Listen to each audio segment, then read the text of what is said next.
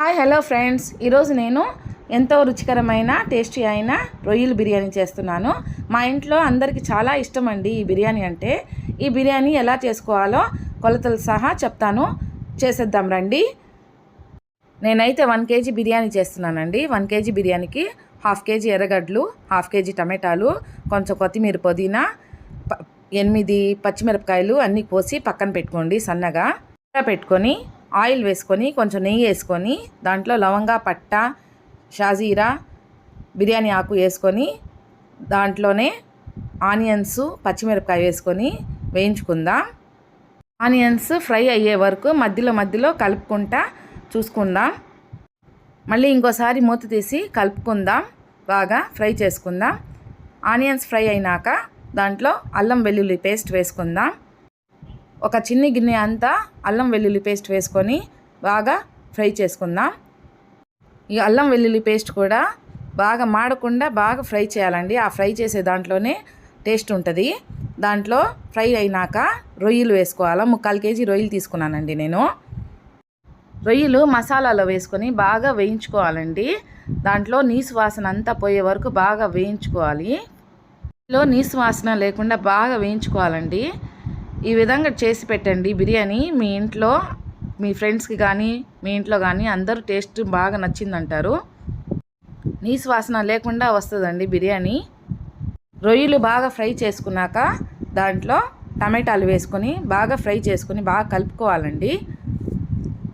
అది కలుపుకున్నాక దాంట్లో కొత్తిమీర, పుదీనా కూడా వేసుకొని మాడనివ్వకుండా బాగా కలుపుకోవాలి. బాగా కలుపుకున్నాక దాంట్లో 2 స్పూన్స్ మిరప్పొడి, 1 స్పూన్ ధనియాల పొడి, 1 స్పూన్ చికెన్ మసాలా వేసుకొని బాగా కలుపుకోండి. 2 స్పూన్స్ ఎందుకంటే మిరప్పొడి రొయ్యల బిర్యానీకి కొంచెం ఎక్కువ వేసుకోవాలండి కారం అనేది. అందుకోసం నేను కొంచెం ఎక్కువనే వేస్తానండి కారము. బాగా కలుపుకొని దాంట్లో ఆచి బిర్యానీ మసాలా 1 స్పూన్ వేసుకొని బాగా కలుపుకొని ఫ్రై చేసుకోవాలండి బాగా. అది కలపడంలోనే ఉందండి టేస్ట్ మొత్తము. మసాలా బాగా ఫ్రై చేసుకున్నాక దాంట్లో కొంచెం కసూరి మేతి బాగా స్మాష్ చేసి వేసుకోండి. దాంట్లోనే కొంచెం పెరుగు వేసుకోండి. కసూరి మేతి, పెరుగు 2 వేసుకొని బాగా కలుపుకున్నాక దాంట్లోనే కొంచెం నీళ్లు వేసి కూర ఉడకనిద్దాం. మూత పెట్టి మీడియం ఫ్లేమ్లో పెట్టుకొని మధ్యలో మాడకుండా కలుపుకుంటా ఉండి చూసుకోవాలండి.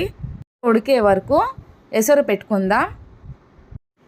ఒక డబ్రా తీసుకొని దాంట్లో 1 సేరు బియ్యానికి 1.5 సేరు వాటర్ వేసుకొని దాంట్లో కొంచెం కొత్తిమీర, పుదీనా, కొంచెం 2 పచ్చిమిరపకాయలు, కొంచెం ఉప్పు వేసుకొని దానికి తగినంత ఉప్పు వేసుకొని వాటర్ వేసుకొని బాగా నీళ్లు కాగనిద్దాం.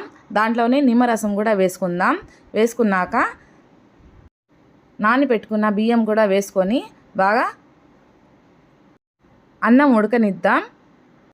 70% అన్నం ఉడికినాక కూరలో తీసి బియ్యము దాంట్లో వేసుకుందాం. బియ్యం వేసుకోక ముందర కాస్త కూరని కలపెట్టుకుందాం. దాంట్లో ఈ ఉడికిన బియ్యాన్ని వేసుకుందాం. వేసుకొని బాగా కలుపుకుందాం. కొంచెం పైకి లైట్గా కలుపుకొని దాంట్లో కొత్తిమీర, పుదీనా, కొంచెం వాటర్లో ఫుడ్ కలర్ యాడ్ చేసుకొని దాంట్లో కొంచెం లైట్గా పైన వేసుకొని కాసేపు 10 మినిట్స్ వరకు మూత పెట్టి వదిలేద్దాం. 10 మినిట్స్ తర్వాత మూత తీసి బాగా కింద పైన కలుపుకుందాం. కింద పైన బాగా కలుపుకున్నాక తర్వాత మూత పెట్టి దాని మీద ఏమైనా బరువు పెట్టి అట్నే దమ్కి వదిలేద్దాం ఒక 20 మినిట్స్ వరకు. 20 మినిట్స్ తర్వాత మూత తీసి చూసుకోండి. బిర్యానీ అంతే రెడీ. ఈ కొలతలతో ఫ్రాన్స్ బిర్యానీ ట్రై చేయండి. ఎంతో టేస్టీగా, రుచికరంగా వస్తుంది. అందరు ఇష్టపడతారు. అంతే అండి. ఈ వీడియో కానీ మీకు నచ్చినట్లయితే కొంచెం లైక్ అండ్ సబ్స్క్రైబ్ చేసుకొని ఈ వీడియోని కూడా కొంచెం షేర్ చేయండి. మీకు ఇలాంటి ఇంట్రెస్టింగ్ వీడియోస్ కావాలంటే మా ఛానల్ని సబ్స్క్రైబ్ చేసుకోండి ఫ్రెండ్స్. ఓకే, బాయ్ అండి.